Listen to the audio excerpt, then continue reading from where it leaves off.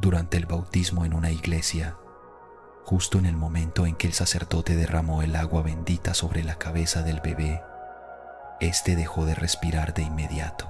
El sacerdote gritó, el esposo rompió en llanto y la madre quedó paralizada. Todos pensaron que era el final, pero lo que ocurrió después hizo que todos cayeran de rodillas. ¿Milagro o locura? Quédate hasta el final para descubrirlo, porque esta historia tocará lo más profundo de tu corazón.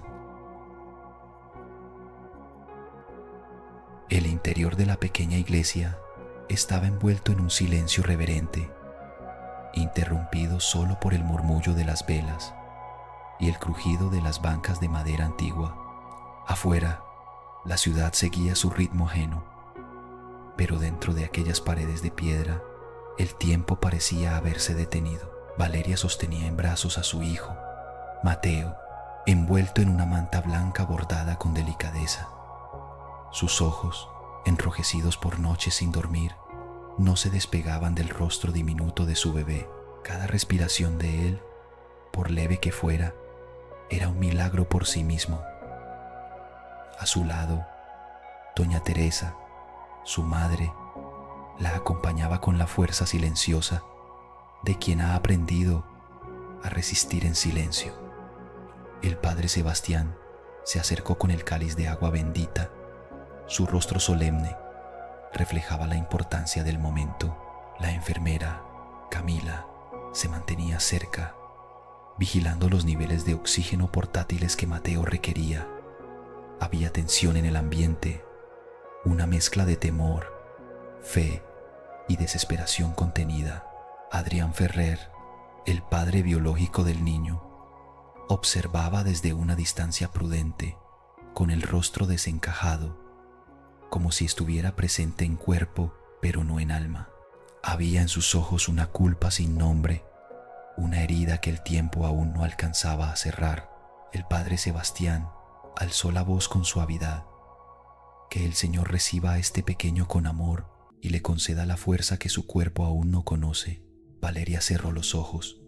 Su cuerpo temblaba, pero no de frío. Era miedo, era amor en su forma más cruda, era esa mezcla dolorosa que solo las madres conocen cuando lo dan todo por alguien tan pequeño, tan frágil. Cuando el primer hilo de agua bendita tocó la cabeza de Mateo, la respiración contenida de todos en la sala pareció detenerse por completo, y fue en ese preciso instante, cuando todo se volvió más tenso que nunca, que algo imperceptible cambió. Pero todavía no sabían. Todavía nadie imaginaba que lo que iba a pasar a continuación no solo desafiaría toda lógica, sino también todo lo que creían saber sobre el amor, el dolor y la vida misma. Pero antes de ese momento, antes de que el agua bendita rozara la piel de su hijo, antes de que el silencio se apoderara de la iglesia como un presagio, hubo una historia que merece ser contada, una historia de amor inocente, de lucha constante, de sueños que nacen en la escasez y florecen en medio del asfalto. Porque para entender a Valeria hay que retroceder al día en que todo comenzó. Tenía apenas 18 años cuando lo conoció. Era su primer día en la universidad, y aunque sus pasos eran firmes, su mirada reflejaba la incertidumbre de quien pisa un mundo que le resulta completamente ajeno. Vestía con sencillez, llevaba sus libros abrazados contra el pecho como si fueran un escudo, y sus ojos, grandes y azules, parecían buscar un punto de apoyo en aquel mar de desconocidos. Fue entonces cuando se le cayó un cuaderno. Él lo recogió antes de que tocara el suelo, y al entregárselo, sus miradas se cruzaron por primera vez. Adrián Ferrer no estaba acostumbrado a que una simple mirada lo dejara sin palabras, pero algo en aquella chica lo desarmó. No era solo su belleza, era la serenidad con la que sostenía el mundo sobre sus hombros. «Gracias», dijo ella con una sonrisa tímida. «¿Te gustaría almorzar conmigo?», respondió él casi sin pensar. Valeria se sonrojó. Asintió con suavidad, sin saber que ese gesto tan simple sería el comienzo de una historia tan compleja. Venían de mundos distintos. Él, de una familia adinerada, habituado al confort y al reconocimiento. Ella, de un hogar humilde donde su madre, doña Teresa, limpiaba pisos en una escuela para poder pagarle los libros. Pero a Valeria no le interesaba lo que no tenía, sino lo que soñaba alcanzar. Y lo que soñaba era claro: estudiar, graduarse, cambiar su destino y darle a su madre la vida digna que merecía. Adrián, por su parte, nunca había conocido a alguien como ella. Mientras sus compañeras se preocupaban por las fiestas, Valeria se ofrecía como voluntaria para ayudar con los trabajos más difíciles. Era meticulosa, brillante, dedicada. No tardó en convertirse en la persona de confianza de muchos, incluyendo al propio Adrián, quien no solo aceptaba su ayuda, sino que insistía en pagarle más del doble del precio habitual. Así comenzó a cubrir sus propios gastos, a enviar dinero a casa, a construirse paso a paso un futuro con el que había soñado tantas veces desde la infancia. Valeria y Adrián pasaban cada vez más tiempo juntos. Compartían aulas, bibliotecas, charlas eternas en los pasillos de la facultad, pero aunque la conexión entre ellos era innegable, él nunca se atrevió a decirle lo que realmente sentía. Le temía al compromiso, o quizás a sí mismo. Seguía con su vida de fiestas, coqueteos y romances fugaces, mientras ella lo miraba en silencio, rompiéndose por dentro. Ella lo quería en secreto, y aunque le dolía cada vez que lo veía con otra, nunca lo apartó de su vida. Si no fuera por sus tareas, Adrián habría reprobado todas las materias. Valeria lo sabía y aún así seguía ayudándolo, porque a veces el amor se confunde con sacrificio y el corazón se empeña en quedarse donde no lo llaman. Lo que Valeria no sabía era que ese amor, tan contenido, tan silencioso, tarde o temprano exigiría ser escuchado, pero no sin antes hacerla pasar por pruebas que pondrían a prueba cada parte de su alma. Lo que Valeria no sabía era que ese amor, tan contenido, tan silencioso, tarde o temprano exigiría ser escuchado. Todo comenzó con una presencia nueva, aparentemente inocente. Aquel día, un nuevo estudiante ingresó al curso y bastó apenas una semana para que Valeria y él comenzaran a entablar conversaciones frecuentes. No eran flirteos evidentes, no había promesas, pero Adrián lo sentía todo como una amenaza. Cada sonrisa, cada charla entre ellos era como una astilla clavándose más hondo en su pecho. Hasta entonces, Adrián había logrado esconder sus sentimientos bajo capas de indiferencia, sarcasmo y fiestas, pero ver a Valeria interesada en alguien más, aunque fuera solo por amistad, le removió algo que ya no pudo contener. Los celos, torpes y desbordados, lo empujaron a confrontar al chico nuevo en varias ocasiones. La tensión creció tanto que un día, en medio del campus, los dos terminaron a golpes. Adrián, aunque fuerte, salió mal parado, no solo físicamente, sino emocionalmente expuesto ante todos, especialmente ante Valeria. Días después del incidente, el chico nuevo, conmovido por la dedicación y ternura de Valeria, le confesó que estaba enamorado de ella. Lo dijo con sinceridad, sin pretensiones, pero antes de que ella pudiera dar una respuesta, Adrián apareció, no con sus bromas habituales, no con su escudo de arrogancia, esta vez con la voz temblorosa y los ojos inundados de una verdad largamente contenida, le dijo: «Te amo, no puedo seguir fingiendo, te he amado desde el primer día». Valeria, paralizada, sintió como todo a su alrededor se detenía. El amor silencioso al que había renunciado 1000 veces por miedo, por orgullo, por no sentirse suficiente, Finalmente se pronunciaba en voz alta y en ese instante eligió al que le rompía la calma, pero también le hacía vibrar. Eligió a Adrián. Desde entonces, él cambió. Dejó las fiestas, los excesos, los círculos vacíos. Se dedicó a los estudios con una pasión que nadie le conocía. Comenzaron a trabajar juntos, a combinar sus carreras, a soñar un futuro de a dos. Cuando Valeria fue contratada como tutora en la universidad, con un salario más alto de lo que jamás imaginó, lo primero que hizo fue cumplir sus promesas.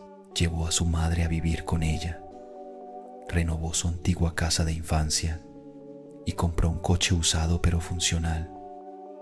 Cada pequeño logro era una victoria compartida. Una tarde, sin aviso, Adrián le pidió matrimonio. No fue una escena de película. No hubo anillo escondido en una copa, ni música de fondo. Solo estaban ellos dos en la cocina, con olor a café recién hecho. Él le tomó la mano y le dijo: «Quiero pasar el resto de mi vida contigo». Ella aceptó entre lágrimas. Con la ayuda de doña Teresa y su futura suegra, comenzó a planear cada detalle de la boda. No fue fácil. La organización, las tensiones familiares, las inseguridades, pero Valeria era una mujer de fe. Creía, con cada fibra de su ser, que Dios pone las pruebas más duras a sus guerreros más fuertes, y ella estaba dispuesta a luchar. Se casaron en primavera, en medio de flores blancas y promesas eternas. Pero tras el amor vinieron los silencios.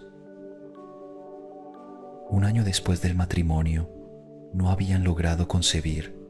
Intentaron con paciencia, con ilusión, pero cada prueba negativa era un golpe más al corazón.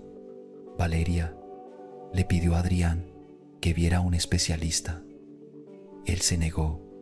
Con una mezcla de orgullo y miedo, le dijo que, si no podían tener hijos, siempre podían adoptar. Pero ella, cada noche, rezaba en voz baja, pedía con lágrimas y fe ciega. Y entonces, casi 2 años después de casarse, ocurrió. Una línea azul en una prueba casera cambiólo todo. Valeria estaba embarazada. Aquel día, lo que comenzó como una simple celebración familiar terminó siendo el punto de quiebre en la vida de Valeria.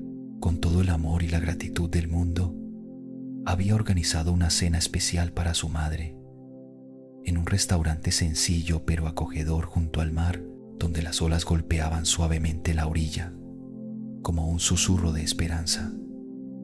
Sin embargo, mientras se despedían, el destino le jugó una de sus jugadas más crueles. La puerta del restaurante se abrió y Valeria sintió que el tiempo se congelaba. Allí, entre risas despreocupadas, apareció Adrián, su esposo, caminando de la mano con otra mujer. No la soltaba, no ocultaba nada. Valeria se levantó sin pensarlo, el corazón latiéndole en la garganta, las manos frías y la respiración entrecortada. Caminó hacia ellos, mirándolo directo a los ojos, esperando una explicación, un gesto, una negación, pero lo único que obtuvo fue un perdóname torpe, carente de sentido. La traición no dolía por lo evidente, sino por todo lo que implicaba. Promesas rotas, abrazos que ya no significaban nada, planes que se convertían en ruinas. Valeria, herida hasta la médula, comenzó a llorar sin poder detenerse. Su cuerpo, ya frágil por el embarazo avanzado, no soportó el golpe emocional. Cayó al suelo ante la mirada atónita de los presentes. Fue trasladada de inmediato al hospital. Allí, los médicos evaluaron la situación con rapidez y decisión. Su presión arterial estaba peligrosamente alta y la vida del bebé corría serio peligro. Una cesárea de urgencia era inevitable. Valeria Aún con la mirada perdida y el alma hecha trizas, solo pidió una cosa antes de entrar al quirófano: que Adrián se mantuviera lejos de ella. Horas después, en la fría claridad de la sala de parto, nació Mateo. Su llanto, aunque débil, llenó el aire de un sonido profundamente humano. Era pequeño, muy pequeño, pero sus ojos cerrados aún y su piel cálida decían que estaba vivo, que quería quedarse. Pesaba menos de lo esperado, sus movimientos eran limitados y su cuerpo necesitaba apoyo constante para mantenerse. El diagnóstico fue preciso y doloroso. Sus pulmones estaban inmaduros, su sistema digestivo apenas funcional y, como si eso no bastara, su corazón mostraba señales de una condición seria. Fue llevado de inmediato a la unidad de cuidados intensivos neonatales. Valeria, tendida en la camilla, apenas alcanzó a rozar su mejilla. Su instinto de madre gritaba por tenerlo cerca, pero la medicina dictaba distancia. En ese momento, comprendió que el amor verdadero no siempre puede proteger, pero sí puede resistir. La noticia cayó como un relámpago en medio de la tormenta emocional que ya vivía Valeria, cuando los médicos le informaron que no podría ver a su hijo porque estaba en una unidad especial. En otro piso del hospital, sintió que el suelo bajo sus pies desaparecía. Mateo había nacido con solo 31 semanas de gestación, con pulmones inmaduros y una condición cardíaca delicada. Lo trasladaron de inmediato a cuidados intensivos, conectado a tubos, rodeado de monitores que pitaban como si anunciaran cada segundo robado a la vida. Al día siguiente, le permitieron visitarlo por unos minutos. Entró al cuarto temblando, como si cruzara la puerta hacia otro mundo. Allí estaba su hijo, diminuto, frágil, cubierto de cables, con la piel aún traslúcida como el pétalo de una flor que no tuvo tiempo de abrirse. Valeria no pudo contener las lágrimas. Se desplomó frente a la incubadora, deseando con cada célula de su cuerpo poder sostenerlo, tocarlo, sentir el calor de su piel. Pero los tubos lo impedían todo. Ni siquiera podía acariciar su rostro sin poner en riesgo su estabilidad. Adrián intentó acercarse, pero ella lo rechazó con una frialdad que lo dejó helado. «No tienes derecho», le dijo sin mirarlo. Él suplicaba, lloraba, le prometía que cambiaría, que todo había sido un error, pero Valeria no escuchaba. En su mente, él era la causa de su dolor, el origen de esa pesadilla en la que su hijo luchaba por sobrevivir, y no pensaba perdonarlo tan fácilmente. Pasó un mes entero, 4 semanas de angustia, rezos, visitas breves y noches sin dormir, hasta que un día la llamaron desde el hospital. Le pidieron que se sentara. El diagnóstico era claro y cruel. La condición de Mateo era irreversible. Su sistema no respondía al tratamiento y su corazón podía detenerse en cualquier momento. Los médicos, con palabras cuidadosamente escogidas, le sugirieron que se preparara para el desenlace. Valeria no gritó, no lloró, simplemente asintió.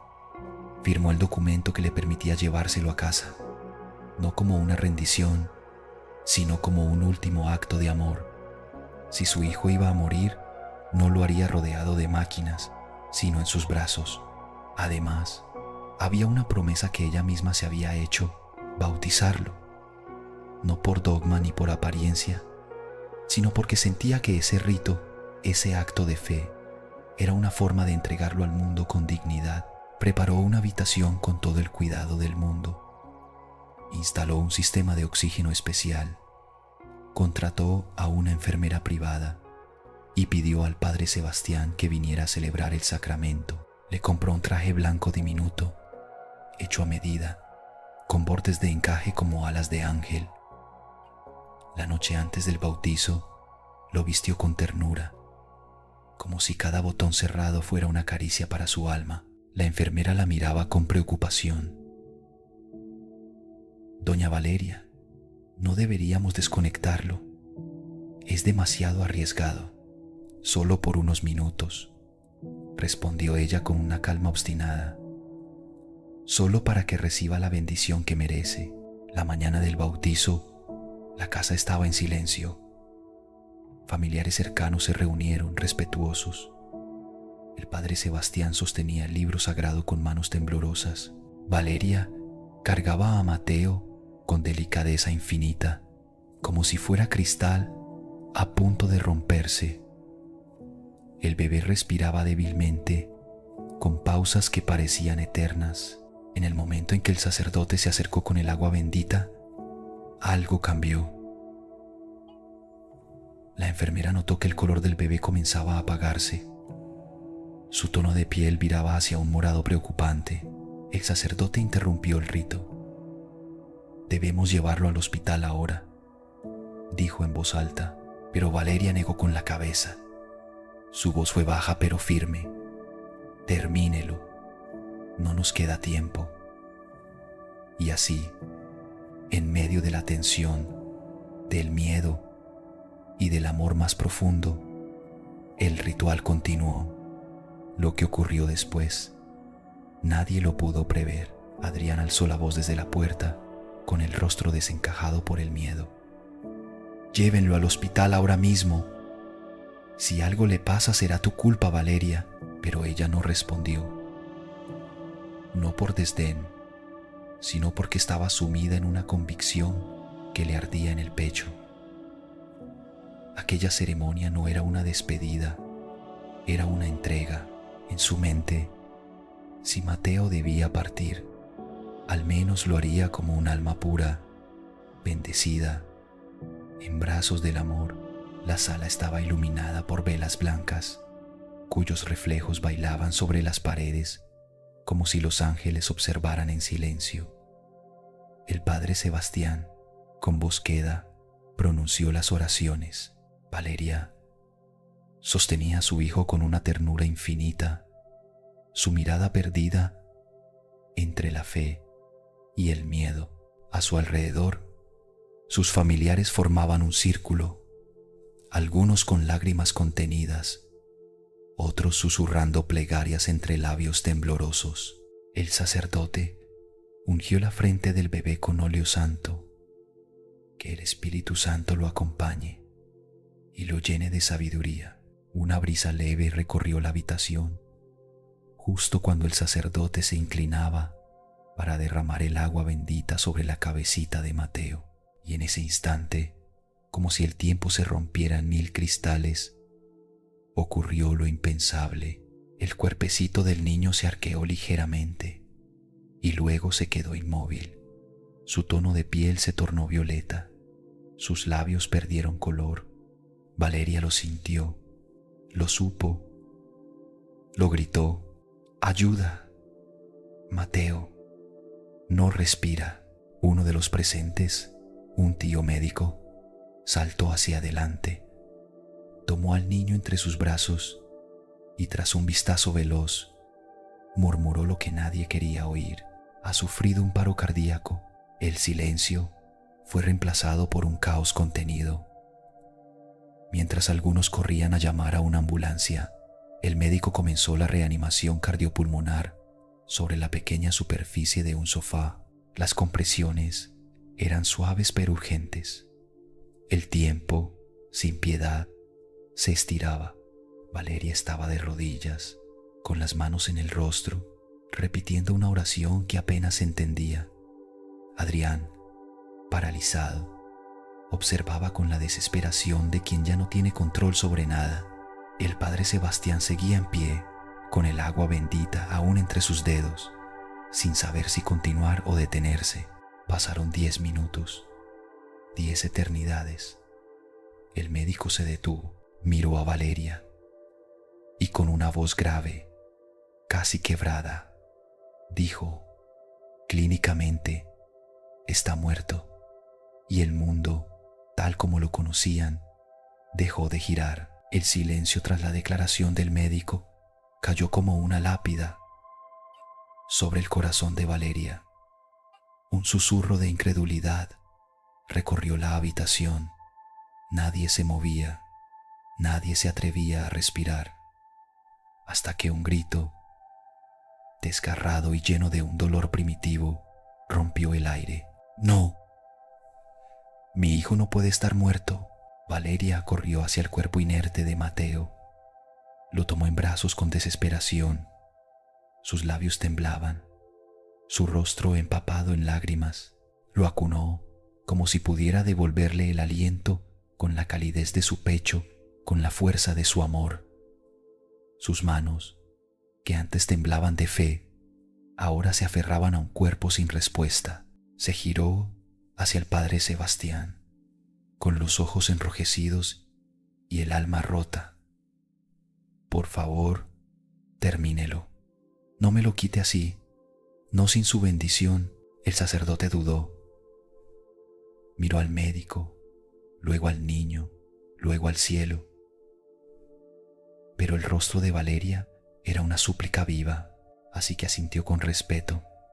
Alzó el agua bendita que aún tenía entre las manos y murmuró las palabras finales del rito. Adrián, al borde del colapso, cubría su rostro mientras murmuraba, culpándose una y otra vez. Si no la hubiera traicionado, nada de esto habría pasado. Pero Valeria ya no lo escuchaba. En ese momento, solo existía Mateo, su piel cada vez más fría, y la oración que brotaba de sus labios sin descanso. Dios mío, si aún me escuchas, no te lo lleves, devuélvemelo. Te lo suplico, no por mí, por él. Ella lo estrechó contra su pecho, lo abrazó como si pudiera fundir su alma con la suya. Todos los presentes estaban inmóviles. Algunos lloraban, otros rezaban en silencio. El tiempo parecía detenido, suspendido entre el dolor y lo imposible. Y entonces, cuando nadie ya esperaba nada, ocurrió un estremecimiento, un suspiro leve y luego el sonido más bello que jamás habían escuchado, un pequeño llanto. Mateo respiraba. Mateo estaba vivo. El médico se abalanzó. Lo revisó con manos veloces y temblorosas. Sus ojos se agrandaron con asombro mientras escuchaba el ritmo cardíaco del niño volver, claro y constante. Está vivo. Su corazón late. Está respirando por sí solo. El cuarto estalló en llanto, en sollozos, en oraciones de agradecimiento. Muchos se arrodillaron, otros se abrazaron. El padre Sebastián, con la voz quebrada, murmuró: esto no lo hizo ningún hombre, esto fue un milagro. La ambulancia llegó minutos después, pero ya no era una escena de emergencia, sino de renacimiento. Mateo fue llevado de nuevo al hospital para observación y unos días más tarde, contra todo pronóstico, fue dado de alta. No solo sobrevivió, sino que su afección cardíaca había desaparecido. Nadie supo explicarlo, pero Valeria no necesitó razones, solo fe. Desde entonces, madre e hijo viven con una paz distinta, una paz que solo conocen aquellos que vieron la muerte tan de cerca y eligieron seguir amando. Adrián se convirtió en un padre presente, amoroso, aunque el perdón de Valeria no llegó fácilmente, porque algunas heridas no se curan con tiempo, sino con verdad. Y aunque ella lo dejó estar cerca de su hijo, el corazón que una vez creyó en él ya no era el mismo. En plena ceremonia, el sacerdote se detuvo de forma repentina. Su mirada se fijó en la novia, justo donde el vestido blanco se había movido apenas por un instante. Toda la iglesia quedó en silencio. Nadie entendía por qué, pero el gesto en su rostro decía algo que helaba la sangre. Todo parecía perfecto hasta ese momento. Quédate hasta el final, porque a veces lo que pasa desapercibido es lo que más nos sacude. La ceremonia avanzaba entre suspiros emocionados, susurros de ternura y miradas cómplices. Leticia y Carlos estaban de pie frente al altar, rodeados de flores blancas y del calor palpable de los cientos de invitados que llenaban la iglesia hasta los pasillos. El murmullo del órgano acompañaba las palabras solemnes del sacerdote, mientras Leticia apretaba con suavidad la mano de su futuro esposo. Sus ojos, aunque llenos de amor, delataban una inquietud profunda, como si su alma anticipara algo que aún no había sido dicho. Carlos, nervioso pero sonriente, dio un paso hacia adelante sin mirar abajo. Su zapato se enredó levemente con la cola del vestido de Leticia, provocando que la tela se corriera unos centímetros. Ella, con un movimiento rápido y casi automático, trató de acomodarlo, pero ese gesto fugaz dejó al descubierto parte de su pierna derecha. Fue apenas un segundo, pero más que suficiente. El padre Severino, que hasta entonces recitaba los votos con solemnidad, se detuvo abruptamente al ver lo que acababa de aparecer ante sus ojos. Un tatuaje, pero no uno cualquiera. Era una cruz negra, invertida, marcada con nitidez sobre la piel pálida de Leticia. Su rostro palideció, sus labios se tensaron y su mirada se llenó de una alarma que pocos habían visto alguna vez en él. No se trataba solo de sorpresa, era horror. ¡Alto! ¡Alto! ¡Detengan esta boda de inmediato!, rugió el sacerdote, alzando las manos con una fuerza que hizo eco entre las paredes de piedra. El murmullo se transformó en caos. Los invitados giraron la cabeza, algunos con incredulidad, otros con preocupación, buscando entender qué había provocado tal reacción. Un primer abucheo, casi tímido, rompió el silencio. Luego vinieron los silbidos, los gritos de protesta. «¡Déjelos casarse!», gritó una mujer. «Esto es absurdo», exclamó un hombre desde el fondo. Pero Severino no retrocedió ni un paso. «Lo siento, queridos fieles, pero este matrimonio no puede celebrarse bajo ningún concepto», declaró con voz temblorosa pero firme. Las expresiones de felicidad se desvanecieron como humo. La incredulidad se transformó en furia. Decenas de ojos lo miraban con desdén, cuestionando su cordura. «¿Y se puede saber por qué, padre?», gritó uno de los asistentes, visiblemente indignado. «¿Qué ha visto tan grave como para arruinar este momento? ¿Acaso no ve el amor que hay entre ellos?». Severino respiró hondo y con voz grave respondió: «He observado un símbolo que no puedo ignorar. Una cruz negra, invertida, marcada en la piel de la novia, un emblema ancestral, ligado desde hace siglos a prácticas prohibidas. No puedo bendecir una unión donde tal señal esté presente. Mi conciencia y mi fe me lo impiden». Un silencio denso cayó sobre la iglesia, como si el aire mismo se hubiese detenido. Las miradas se dirigieron a Leticia. Ella, pálida, no dijo una palabra. «Aún no, lo que he visto», dijo el padre Severino mientras su voz temblaba levemente pero no perdía firmeza. «No es simplemente un tatuaje. Se trata de una cruz negra invertida, un símbolo cuyo significado ha sido estudiado durante siglos en los textos más antiguos de la Iglesia. No es una forma decorativa ni una moda pasajera. Es la misma marca que, desde la Alta Edad Media, hablo de la segunda mitad del siglo V, ha sido utilizada por mujeres que practicaban rituales prohibidos, ocultos a la vista de los hombres, pero conocidos por quienes han dedicado su vida a estudiar el mal». El murmullo estalló como un trueno. Las cabezas se giraron. Un hombre alzó la voz desde uno de los bancos delanteros, con tono desafiante y la ceja arqueada por la incredulidad. «Entonces, según usted, Leticia es una bruja, una hechicera». Jamás en mi vida había escuchado una tontería tan grande, ni siquiera en los cuentos que mi abuela me contaba de niño. Otra mujer se sumó, indignada. y yo también nunca había oído tamaño disparate. Por Dios, en estos tiempos, hasta yo tengo un tatuaje en la espalda. ¿Eso me hace menos digna del amor de Dios o de casarme? ¿Acaso vamos a condenar a una mujer por algo que ni siquiera entendemos? Padre, con respeto, sus ideas parecen sacadas de otro siglo. Leticia ha sido una bendición para Carlos desde que entró en su vida, agregó otra voz femenina, con tono firme pero cálido. Nunca le vi hacer daño a nadie, ni decir una mala palabra.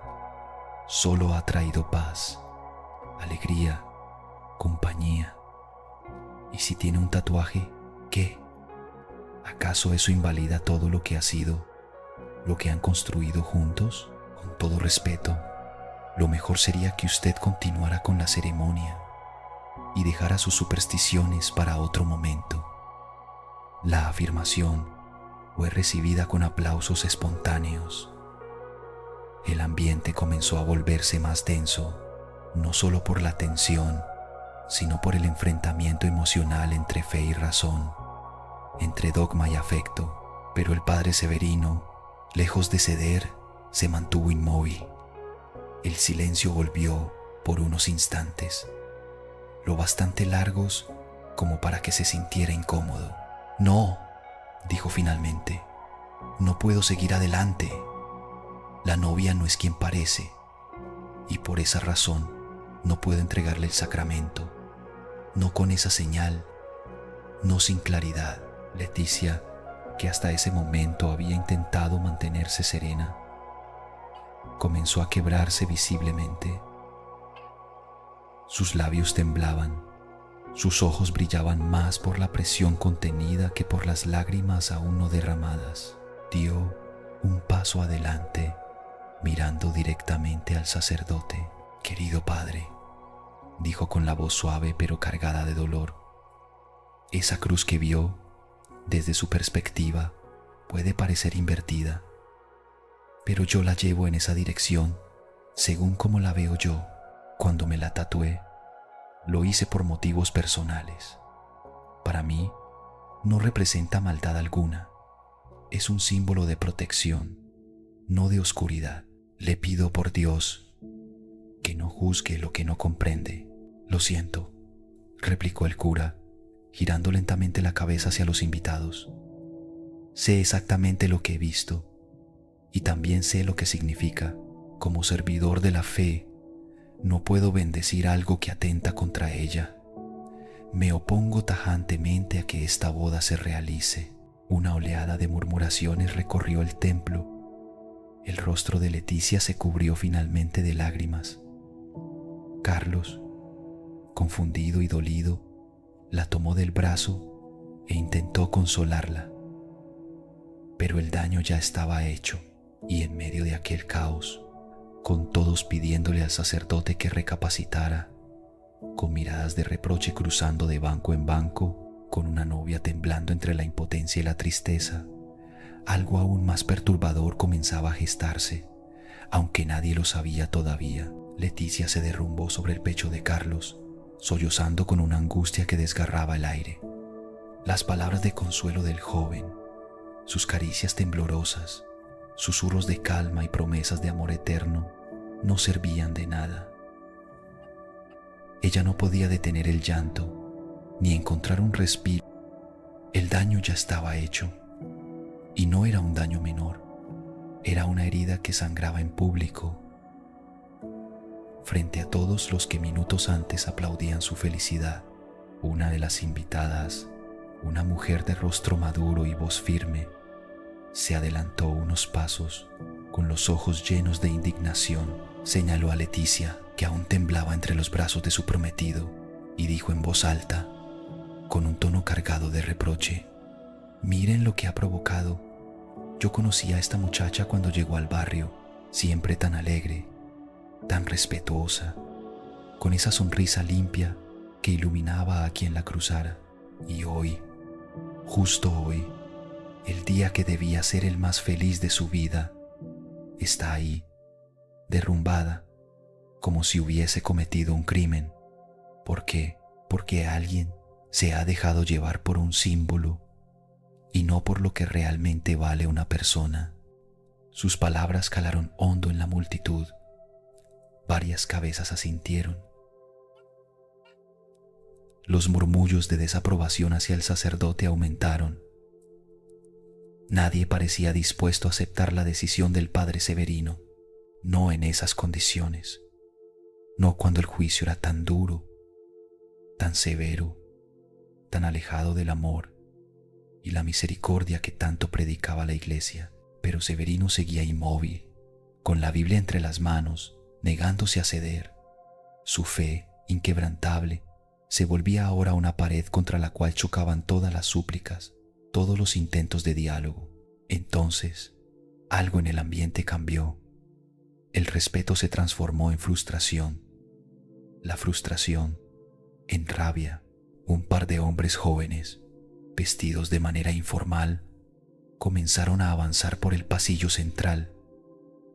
Se arremangaron lentamente las camisas, intercambiando miradas decididas. No hablaban, pero sus intenciones eran claras. Uno de ellos se adelantó, se plantó frente al sacerdote, lo sujetó por las solapas de la sotana y con los ojos inyectados de furia le habló muy cerca del rostro. «Escúcheme bien, padrecito. Ya le hablamos con respeto, ya le pedimos por las buenas. Pero si no quiere colaborar, entonces tendrá que hacerlo por las malas. No me enorgullece decirlo, pero me veo obligado a actuar. Así que decida usted cómo quiere que esto termine». Un silencio tenso se apoderó del templo. El sacerdote lo miró sin parpadear. Por un instante pareció que mantendría su postura, pero la presión, el temor y quizás un destello de duda que lo atravesó terminaron por quebrar su resistencia. Apretó los labios, bajó la vista hacia la Biblia y asintió con un gesto seco. Sin embargo, en lugar de retomar los votos matrimoniales, como todos esperaban, Severino comenzó a hojear rápidamente las páginas del libro sagrado. Sus dedos temblaban apenas, pero su mirada volvía a ser firme. Sus labios pronunciaron pasajes que no tenían nada que ver con la unión de una pareja. Su voz, ahora más alta, recitaba versículos que hablaban de expulsar demonios, de sanación, de confrontar el mal.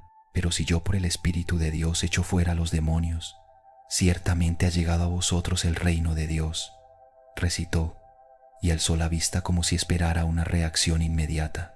Luego continuó, y Jesús lo reprendió, y el demonio salió de él, y el muchacho quedó curado. Desde aquel momento. El ambiente se volvió más denso. Algunos comenzaron a murmurar de nuevo. Otros simplemente observaban, paralizados, y en medio de esa tensión creciente, nadie se percató de que los ojos de Leticia comenzaban a cambiar.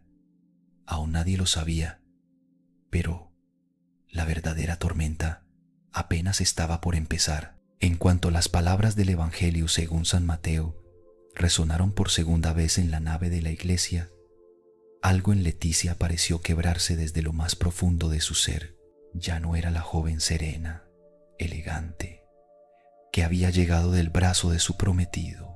Un gruñido gutural emergió de su garganta y sin previo aviso comenzó a lanzar insultos, blasfemias y garabatos con una violencia verbal que heló la sangre de los presentes. El padre Severino no vaciló, con el pulso firme y la mirada encendida por una fe que parecía más fuerte que el miedo. Alzó de nuevo la voz y continuó, esta vez citando el Evangelio de San Marcos.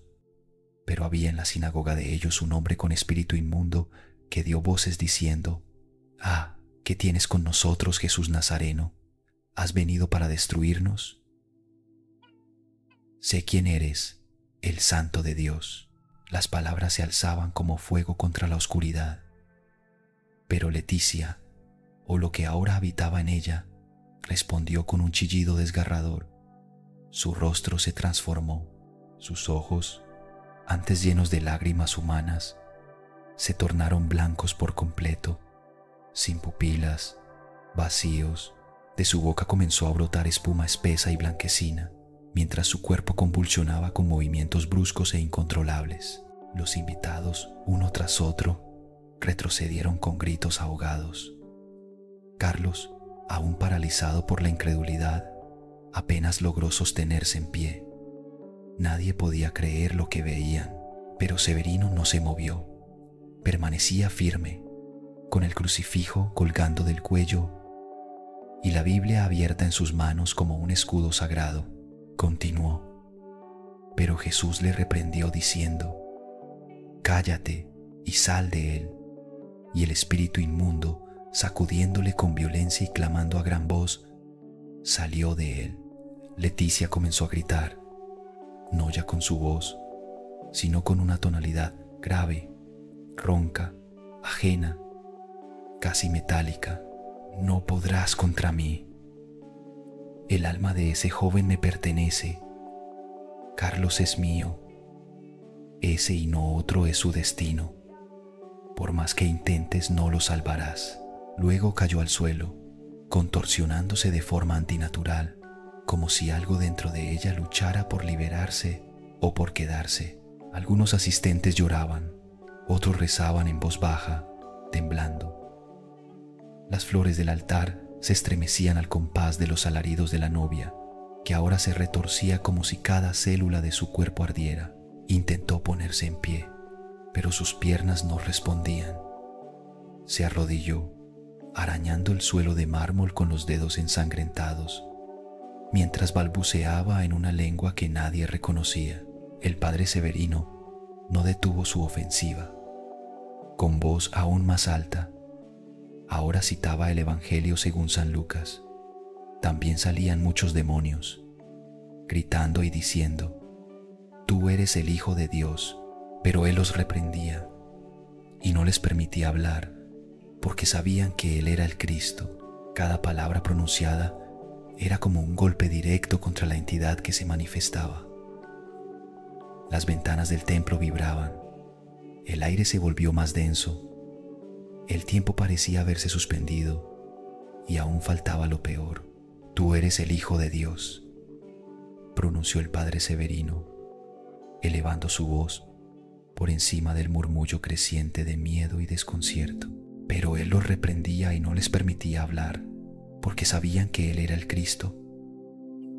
Y en ese instante, como si aquellas palabras hubieran tenido el peso de 1000 espadas, el cuerpo de Leticia, o lo que quedaba de su compostura humana, se desplomó de nuevo contra el suelo, con un golpe sordo que resonó como eco de un juicio divino. Fue ese el momento que el sacerdote había estado esperando. Con movimientos rápidos y decididos, tomó el pequeño frasco de agua bendita que colgaba de su cinturón y se acercó a ella, que yacía convulsionando, expulsando sonidos inhumanos desde una garganta desgarrada. Sin dudarlo, le arrojó el agua directamente al rostro. Apenas las primeras gotas tocaron su piel, un alarido indescriptible sacudió el templo, haciendo que incluso los más valientes retrocedieran de puro instinto. Leticia comenzó a retorcerse con mayor violencia. Su cuerpo temblaba como si le atravesaran descargas eléctricas invisibles, y de su boca emergía una espuma más densa, ahora teñida de sangre. Se arañaba a sí misma, gritaba con una furia animal, como si la esencia misma de lo que llevaba dentro estuviera siendo arrancada. Pero no podía soportarlo, no podía resistir ese último ataque sagrado. Con un grito final que parecía salido de las entrañas del infierno, se puso de pie de golpe y, tambaleante, salió corriendo por el pasillo central, dejando tras de sí un rastro de gemidos, baba y horror. Nadie se movió, nadie supo qué hacer. El silencio posterior fue tan profundo que incluso las velas parecían haberse detenido en su temblor. Durante varios minutos, la iglesia permaneció en ese estado de shock absoluto, como si todos los presentes necesitaran tiempo para volver a habitar sus propios cuerpos, hasta que, poco a poco, las personas comenzaron a acercarse al altar. «Padre, discúlpeme», dijo una mujer de voz temblorosa. Yo fui una de las que lo criticó. Pensé que estaba exagerando. Pensé que solo se trataba de una superstición. Jamás creí que esas cosas fueran reales. Otro hombre, con los ojos rojos, se acercó también. Nunca me tomé en serio los cuentos de brujas. Siempre creí que eran invenciones para asustar a los niños o entretener a los aburridos. Pero lo que vimos hoy, eso fue algo que no voy a olvidar jamás. El padre Severino los escuchaba en silencio, con el rostro sereno, aunque sus ojos reflejaban el cansancio de quien ha librado una batalla espiritual a solas. A su alrededor, los demás asistentes se fueron sumando uno a uno, todos pidiendo disculpas. Algunos bajaban la cabeza, otros lloraban abiertamente, incluso los que momentos antes lo habían enfrentado con palabras duras e incluso con amenazas. Ahora no sabían dónde meter la vergüenza. Querido padre, dijo una voz desde el fondo, lo que le hicimos no tiene perdón de Dios. Estuvimos a punto de alzarnos contra usted, de levantarle la mano, y todo por no saber ver más allá de lo aparente. Dios, en su infinita misericordia, respondió el cura con una voz suave pero firme, perdona los errores de sus hijos, siempre que haya arrepentimiento sincero. No carguen con la culpa. Aprendimos algo esta noche. Todos lo hicimos. Carlos, aún temblando, se acercó lentamente, con el rostro pálido y la garganta seca. Su voz apenas era un susurro. Padre, yo solo necesito saber ¿por qué? ¿Por qué alguien o algo querría casarse conmigo? El sacerdote lo miró largo rato, como si estuviera eligiendo cada palabra con el peso que merecía. Hijo mío, dijo finalmente, el mal ha intentado, durante siglos, infiltrarse en los lugares más sagrados, disfrazarse de lo bueno, acercarse al corazón de los creyentes para destruir desde adentro lo que no pudo vencer desde afuera.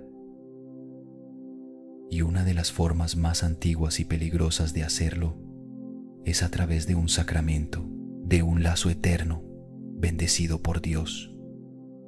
Si esa mujer te hubiese unido a ella, no solo habría sellado tu destino, sino que habrías abierto una puerta que ni tú ni esta iglesia podrían cerrar jamás.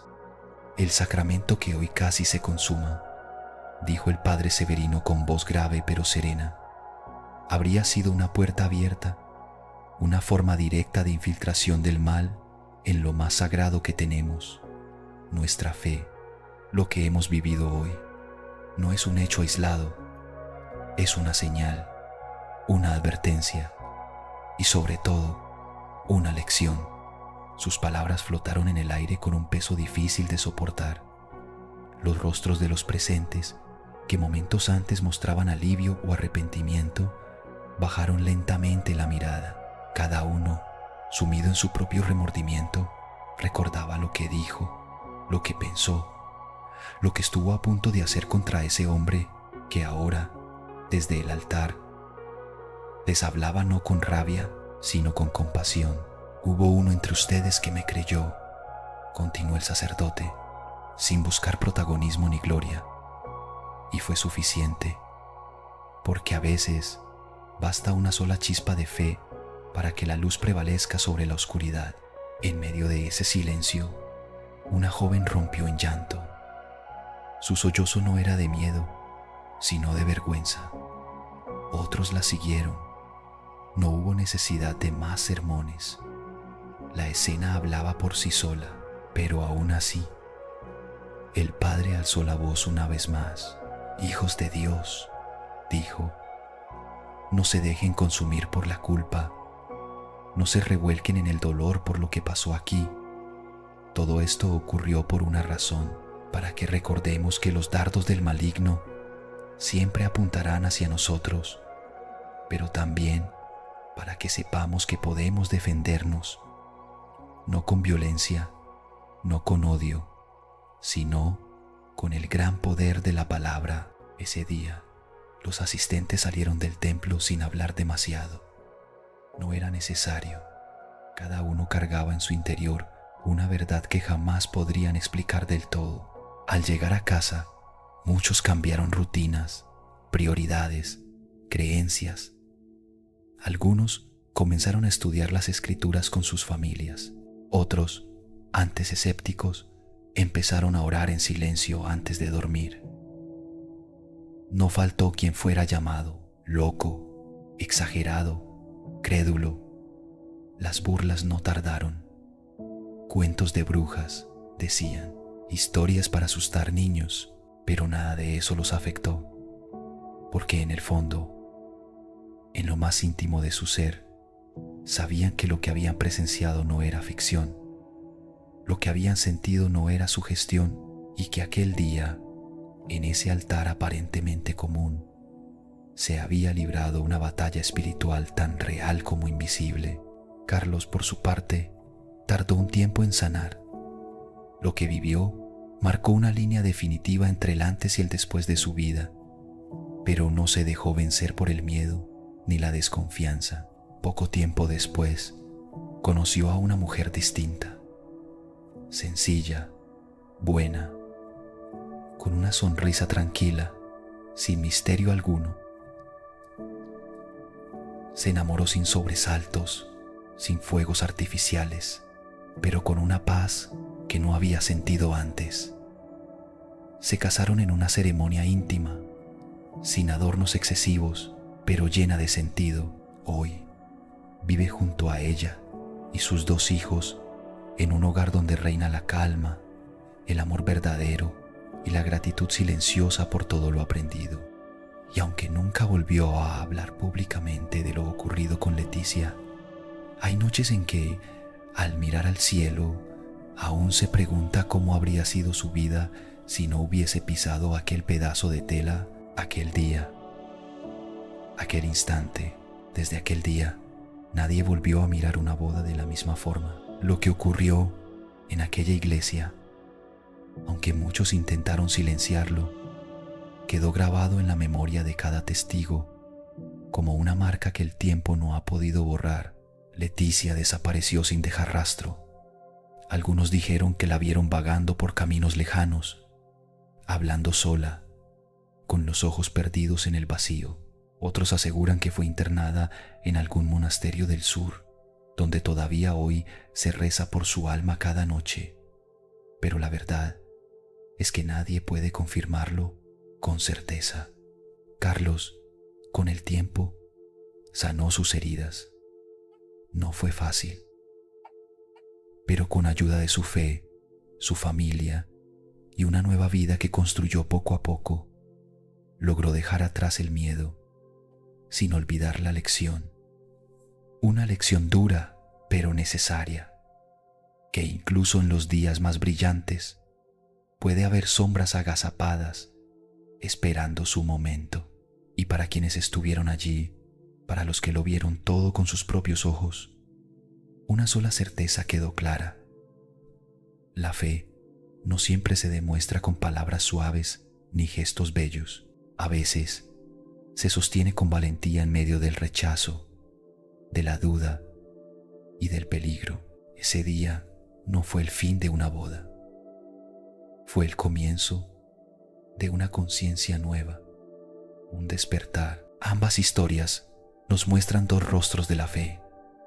En la primera, la fe se convierte en fuerza, en milagro, en la chispa que arranca vida allí donde ya no quedaba esperanza. En la segunda, la fe se transforma en advertencia, en un llamado a no cegarnos ante lo que no queremos ver, porque incluso en medio de lo sagrado puede ocultarse la oscuridad. Son relatos distintos, pero unidos por un mismo hilo. La capacidad del ser humano de creer, de resistir y de enfrentarse tanto a la luz como a las sombras, nos recuerdan que la fe no es solo consuelo, también es responsabilidad, porque cada elección que hacemos abre puertas a lo divino o a lo siniestro. Y ahora, la decisión está en tus manos. ¿Qué aprendiste de estas historias? ¿Crees en los milagros, en los avisos o en ambos? Déjalo en los comentarios. Queremos leerte. Si este viaje entre lo milagroso y lo aterrador te ha atrapado, apóyanos con un like, comparte el video y suscríbete al canal. Activa la campanita para no perderte los próximos relatos donde la fe, el misterio y lo desconocido vuelven a cruzarse.